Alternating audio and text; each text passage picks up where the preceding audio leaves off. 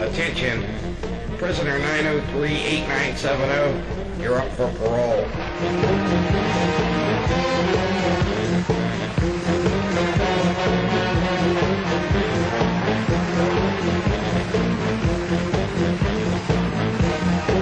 American Arts Radio presents live from Chisel Multimedia Studios,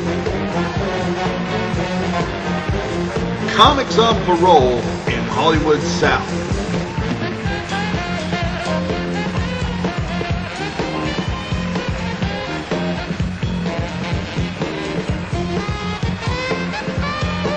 Here's your host, Dan Glazer.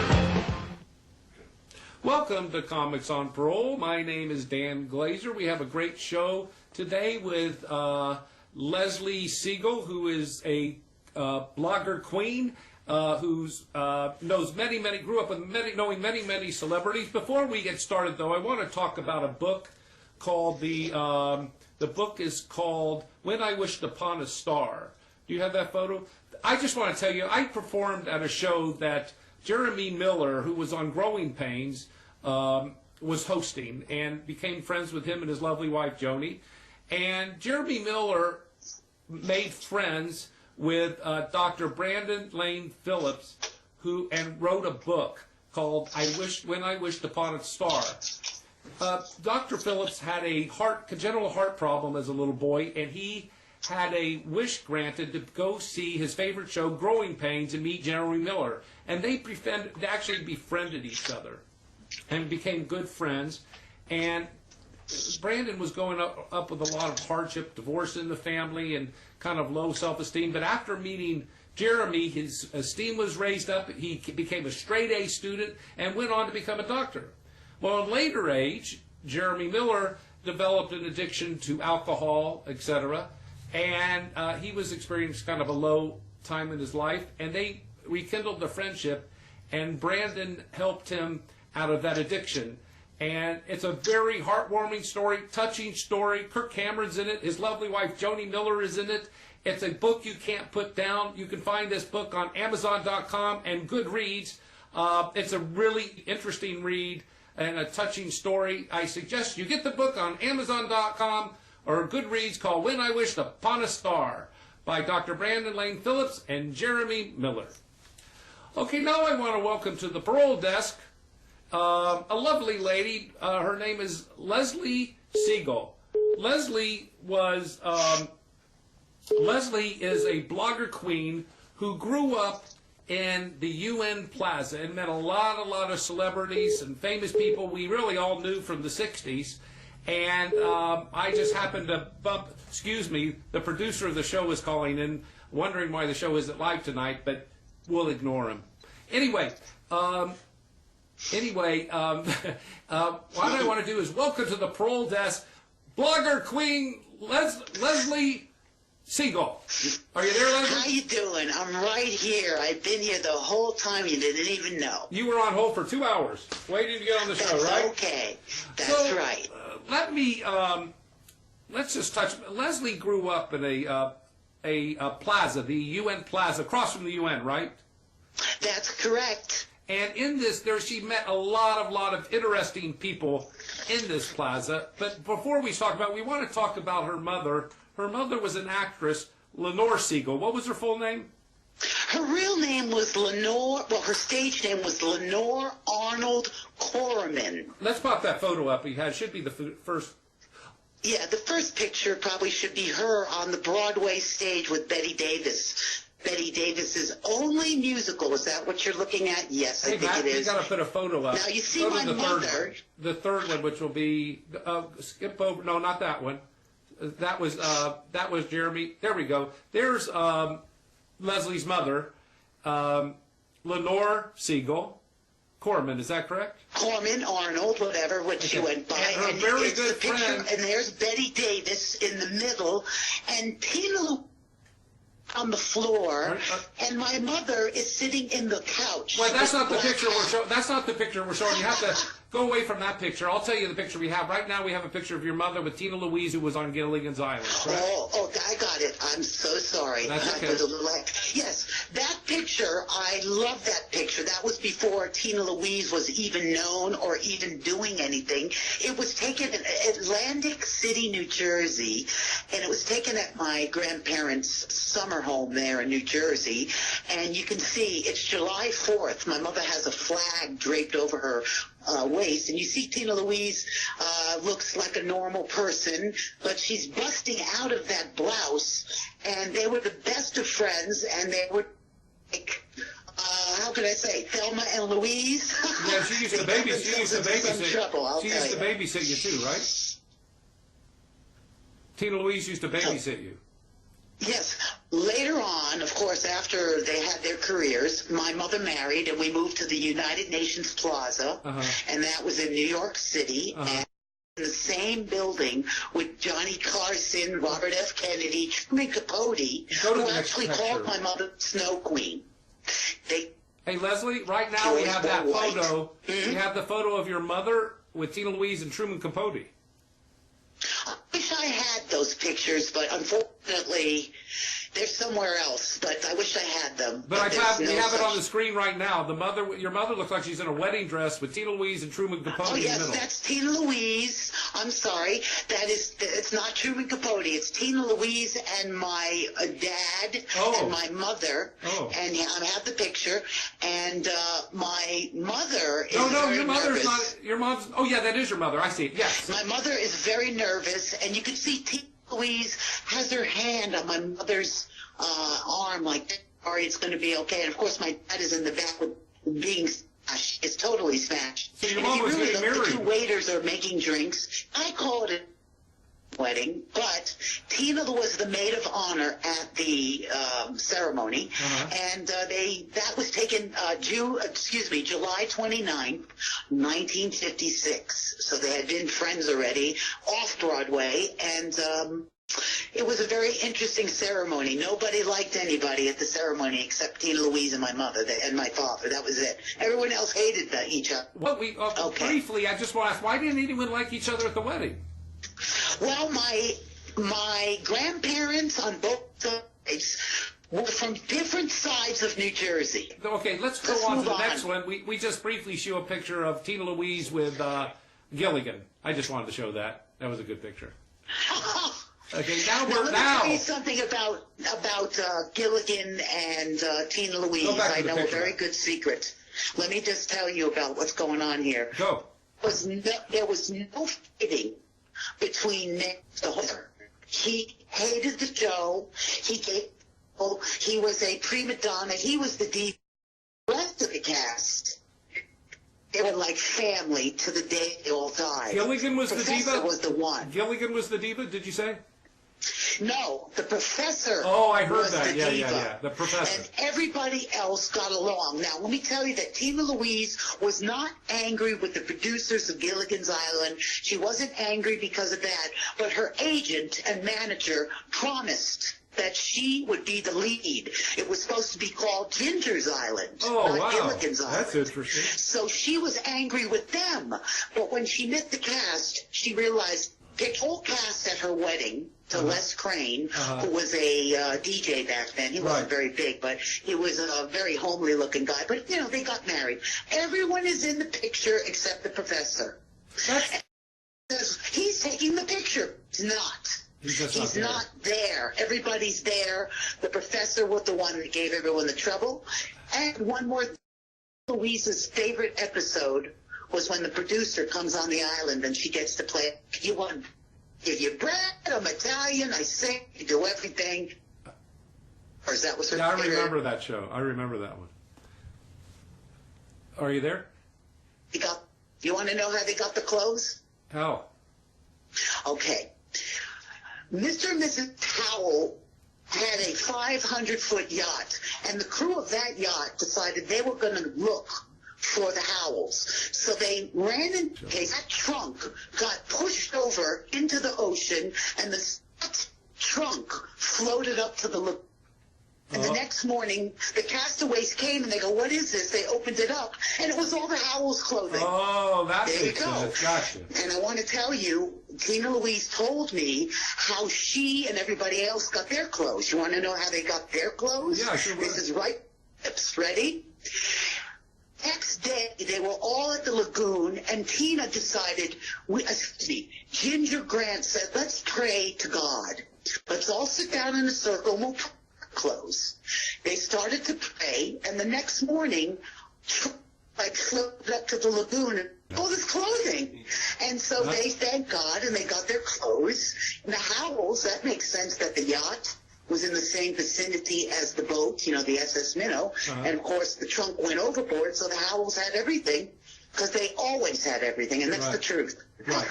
Well, listen, we Okay, lost go your on. phone feed for a minute. How did the rest of the cast get their clothes? Here's what happened. Ginger Grant, she was very religious, and she said, "Let's sit down and pray. Right. And maybe something will happen."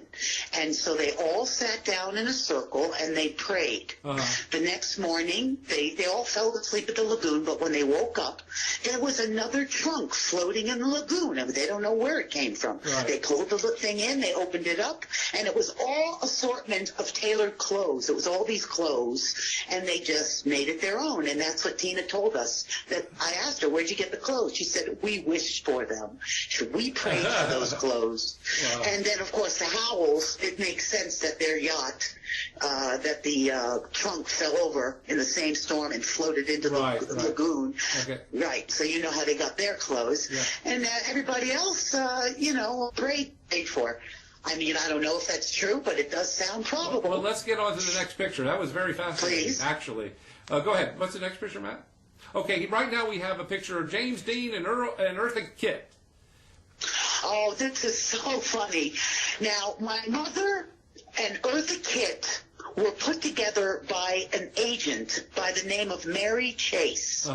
She handled a lot of black artists like Duke Ellington and Eartha Kitt and Paul Ropes, White. These are all black artists, musicians, jazz players. She threw my mother in there as an opera concerto singer and came in with all the black artists. She put Eartha Kitt and my mother in a swanky apartment, and all of a sudden, went along beautifully, and all of a sudden the guy taking all the attention away from my mother. It was James Dean. Right. And he immediately gravitated toward Eartha, and he started to make his presence much known. He would bring Ben Gazzara and the other one that he was with, Martin Landau. They all would come over, and Eartha would teach them how to play the bongo drums, and she taught James Dean how to play. But he took all the attention out of the room. My mother was agitated. She hated him with a passion. So she ran to Tina Louise's apartment, and she moved out. To the because UN of Plaza, James right? Dean. To the UN Plaza. Not yet. No, Okay. she did not move to the Let's This see is the the next 50s. picture. This is James Dean. Okay. She moved out of Eartha Kitt's apartment. She couldn't stand James Dean, and she ran to Tina Louise's apartment. And of course, Tina lived across town, and she said, "Look, I can't live with Eartha anymore. She's got this James Dean guy there, and all these people. I don't like it. I just don't like it. Can I move in with you?" So she moved in with Tina Louise, and they were all lifelong friends. Okay. But James Dean kind of kicked my mother out. He didn't like her either. That's why she's not in any of the pictures of the documentaries and the books. Gotcha. She wasn't. Let's go on to the next picture. The next picture wasn't your mother, which is it's circled in red, and Eartha Kitt in the same play with Betty Davis. Weren't they both in it? Or was it just her It mom? wasn't Eartha Kitt. Let me explain. My mother was an understudy for Betty Davis. Right. Betty Davis was doing a. It was 1952. Yeah. It was called Two's Company, and Betty Davis hated it with a passion. Right. But she loved my mother's voice. So she took my mother and she put her in the forefront. She gave her a little character role. And then all of a sudden, Betty Davis is very ill, and her understudy must take over the role. So, on wait. Hello? Oh, and my mother and Tina Louise were in that play, but my mother got her first start, and that's her sitting on the couch in the black hat Right. with the garish makeup. That's my mother. Yeah. And Tina Louise is lying on the floor. You see those people Yeah, I lying see on the it. floor? Yeah. One of them is Tina I Louise. see And it. ready? Yeah. One of them also of Florence Baum. Mel Brooks's wife was a good friend of mine. His first wife Right. was friends with my mother, Frances Wow. Brooks. Wow. She's in the picture too. But my mother got the role, and she closed the show. But she stayed friendly with everybody, you know, like Tina Louise, Yeah. Frances Baum, and then of course she had a relationship with Eartha Kitt and Josh White and all those everything. She played at Cafe Society, Okay. and that's basically what this all because of that picture there. Betty Davis in the door for my mother. Okay, Leslie, we went to the next picture with your mom with James Earl Jones, the voice of Darth My Vader. mother, okay, we're flash forwarding now. My mother lives at the UN, we all live at the UN Plaza, December 1970. Right. He's doing The Great White Hope on Broadway. He's poor, he has no money. The show hasn't made a splash yet. My mother sneaks in to his dressing room on the first night. She sneaks into his dressing room. She says, Mr. Jones, you're going to win the Tony Award, and when you win the Tony Award, you're coming to my charity at the Plaza Hotel. And he said, well, who the hell am I? She says, never mind. You're going to win, and you're going to come to my charity. And he agreed because she was doing a charity for his college, Brandeis University. Wow. So, sure enough, the Tony Awards came for 1970, and of course, James Earl Jones won it for The Great White Hope on Broadway. Yeah, He immediately showed up at Mother's charity dressed in one of his costumes. You can see the threads, and he's smoking a cigarette. You can't really see that, but he's standing there, and you see how my mother is looking at him like, oh my God, oh my God. He said this at our dinner table. This is in 1980. If your mother wasn't married, passionate love to her on this dining room table. Now eat your vegetables, children. Let's go to the next picture. That's a great story. Hey, now, Leslie, we came to Yes. your friend Wilford Hyde White. Oh, Uncle Willie, or we called him Uncle Willie now. His son is Alex Hyde White. Right. And Alex is a crappy little, I don't mean crappy, but he does these very odd roles where he does, like he's a doctor on CSI or something. Anyway, many years ago, Wilford Hyde White and his wife, who's a spitting image of my mother, her name is Ethel Hyde White, they came to our apartment at 860, and they stayed a whole week, and their son, Alex, and myself were running crazy at the UN building across the street, you know, where all the countries I meet. can see it over there, man. In those days, you could sneak in, and you could jump on all the seats, and, hey, look, I'm Africa, look. But you can't do that now. But his son and I caused havoc. Security guards were running out while Wilford was having dinner at a little cafe right across the street. He couldn't give a crap that we were running crazy. But he did get a great role that I really loved. It was Buck Rogers in the 25th We're showing a photo century. of Buck Rogers right now with a little robot and Buck. Yes. I don't know if you have him. He was Dr. Goodfellow. Yeah, I have it on here in the photo. He absolutely adored the cast. Yeah, I have it on. I have the adored photo of them. Buck He loved Rogers doing that. with a little robot and Wilford. And go to the next page. Okay. Yes, Dr. Goodfellow. And I believe also that Gary Coleman, that little black boy from Different Strokes, he was in. And they were all very good friends, but not socially, just on the set. You know, they weren't like the Waltons where they, went out to dinner and went to 21 or went to Sardi's. They just were very close on the set, and they all got along, and you could tell. Okay. I see his scenes. Anyway, go ahead. Okay, so we're down to Bob Kane, and right now we're showing a picture of Bob Kane with Adam West and the Riddler. But tell you, Bob Kane was your godfather. Is that correct? All right, let me tell you, Bob Kane, who invented Batman and wrote Batman. Let me tell you that. Bob Kane wrote Batman, but before his Batman days, he was friends with my grandfather, David Corman, who was a co-owner of Charlton Comics out of Darby, Connecticut. That was my grandfather. Right. And they first met Bob Kane, and for some reason they had a lot in common. So Bob became my mother's godfather. So if anything happened to them, my mother would have been, with Bob, and Bob would have been her father. They spent lots of time with the family. They did, before I was born.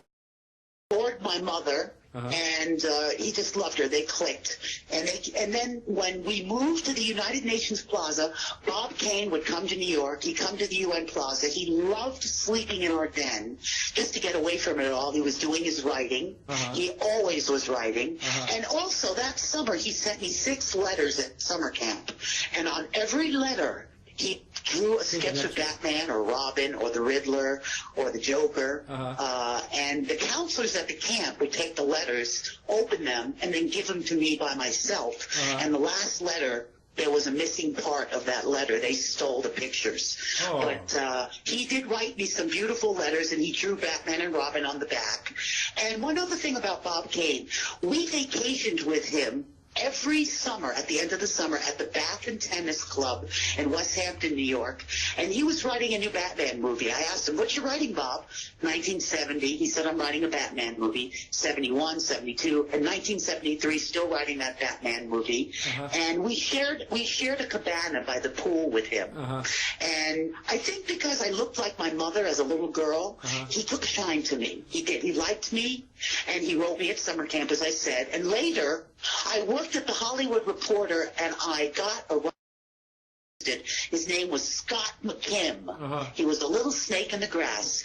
Now, Scott managed to coax Bob to the Batcave at Bronson Park, but he didn't do any interview. He just wanted Bob to sign all this stuff and photos and take pictures. I remember that. And Bob was very angry at Scott McKim at the Hollywood Reporter. He doesn't work there anymore. But that sort of ended my relationship with Bob. He was very angry. That wasn't your fault.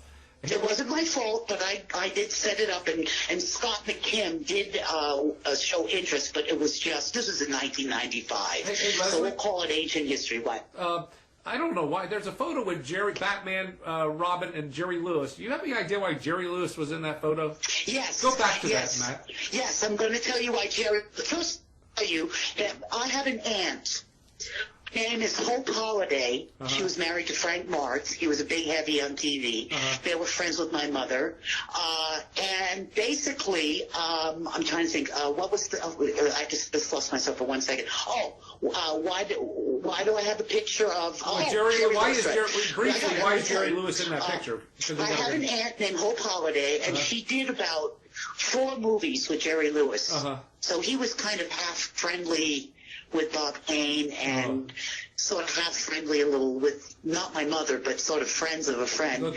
And he wanted to do a cameo. Oh, gotcha. You know, I think there was only 14 of the window openings when Batman and Robin were climbing up the wall. They had, they did have Connie Stevens. They had Jerry Lewis. In that. Yes. And so he got on there. He really loved the show. Yeah. And my aunt did star in a couple of movies with him. And I can't remember the name of the movies. I think Bellboy and a couple other little ones. Oh, The Ladies' Man, and she got to slap him around. But, you know, because of that, I think that there was a little connection with us and Jerry Lewis. Okay, so Jerry, I remember seeing that scene. For some reason, we got him in touch with Bob Kane, and he got to do the cameo. I remember that. I remember seeing that. Okay, let's go to the next picture. Yeah, I remember that now that you mentioned it. Okay. That's what happened. And then we have here just briefly a photo of Batman, Robin, and Batwoman, Batgirl, Bat Cheerleader. Okay, what's the next picture? Let's go to the next picture. Oh, and then... All right, I thought maybe you'd have one of Cesar Romero, the Joker, is in the picture, right? That was in the Jerry Lewis picture. Right, let me just tell you a funny story about the Joker. It's very funny. He was begging Eartha Kitt. They were good friends. They had a lot in common. And Adam West and Eartha Kitt, they were very close. Right. They used to sneak off and smoke grass together. All right, big deal, ancient history. But they smoked grass. They were stoned on the set. They loved each other. They were friends. Well, Cesar Romero begged and begged Eartha Kitt, let me go to the Snow Queen's apartment at the UN Plaza. I want to hear her sing her opera. And finally... Eartha Kitt actually brought him over, and he came over, and we were young then, and they opened the doors. Cesar Romero walks in. He's got a beautiful brown jacket on. Yeah. He's got white hair and a big mustache, and he's got no makeup and no lipstick.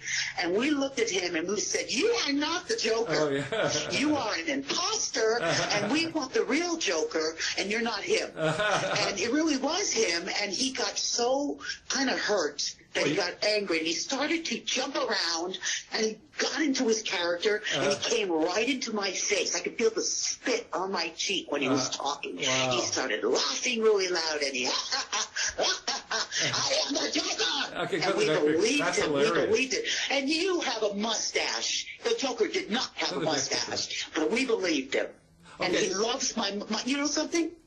One last thing about the Joker. He was very impressed. My mother could sing opera in 5 languages. She sang in English, Italian, German, Yiddish, and French. Oh, And wow. he just was so taken with. He was so taken with that. He cried. The Joker was crying, and that's where we go. That's not the Joker. But it was. He just cried the whole time my mother sang, and we were embarrassed. And she said, "Leslie, you're an old soul of a dear friend, but you have a very big mouth." That's Clam funny. it. Now we're moving on to Move on. We're moving on to Men in Tights. You were in my Men in God. Tights. You have the picture of Leslie and Mel Brooks together there for a minute. That's us. Yep. Well, we had it up there, but Very right now we're funny looking story. at you under the stairs. There's you and Mel Brooks. So let's go to I the am right. under the Yes. stairs. Now, let me tell you about Mel And Brooks. we only have and 5 Men in minutes. Tights. We only have four Yeah, minutes I'm going left. to do it. Okay. Now, how I got Mel Brooks' attention is that he was casting for Men in Tights in the Great Hall scenes, and I am seen in that movie, in that scene. He wrote a scene under the stairs, and he would let me hang around him throughout the whole filming of that segment. Let me tell you, I saw the dailies with him. I Which had one are lunch you? with Are you the him. far right? Are you the one on the far right? I'm on the far right, Okay. and I am right there. And Rudy DeLuca, a very famous comedian who was an all-male, he's looking at my boobs, Right. and we're looking at the fight scene. It's a 30-second scene, and I was just with Mel Brooks. He wanted me with him because I had big boobs. Okay. I know it was those boobs. That movie I seems still just like got it. big boobs, but What's the next anyway, picture? what happened? Go ahead. Go ahead. No, go ahead. What ahead. happened? I was going to say what ruined it with Mel Brooks is he would have taken me under his wing. But I was dating a famous songwriter. He was 80 years old. He was 80 years old. I was 30. His name was Irving Gordon. He wrote Unforgettable by Nat King Cole. And I said, "Hey, you want to come to the Capitol?" Invited me. He goes, "Oh, I worked with Mel on Sid Caesar. I'd love to see him." We go to the thing. Mel pulls me aside. He whispers in my ear, "What's a nice Jewish girl doing with Irving Gordon?" Yeah, awful. And I never saw Mel again. He hated Irv Gordon. Irv Gordon was a mean old fart. Everyone hated this guy. Hey, listen, we gotta move on. We gotta move on right now. Yeah, Do you have the yeah. clip? Do you have the clip of Men in Tights there? Let's show the clip. Unfortunately, No, I we do have not it. We have the it. We have a clip. brief clip Okay, of Men in Tights. let me tell you where it is. No, we have it. The Just show it. It's not for like 30 minutes. You know, he gets all his You have the merry clip. Go men. ahead. I challenge you to a duel.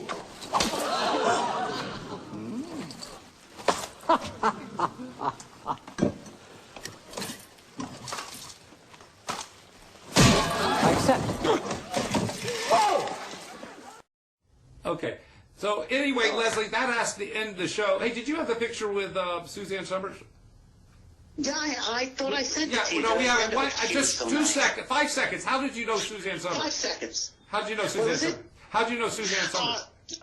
I knew Suzanne Summers because the publicist I worked for did all the publicity for all the shows that were at MGM Studios, and one of them was She's the Sheriff with Suzanne Summers. And so we had many events that we did for them, and I became friendly with her. She started to recognize me. I went to a couple events. She treated me like a sister, and I'm sure if she saw me today, she'd remember me. Very She was a wonderful lady. Yeah, I hear she's a friendly person.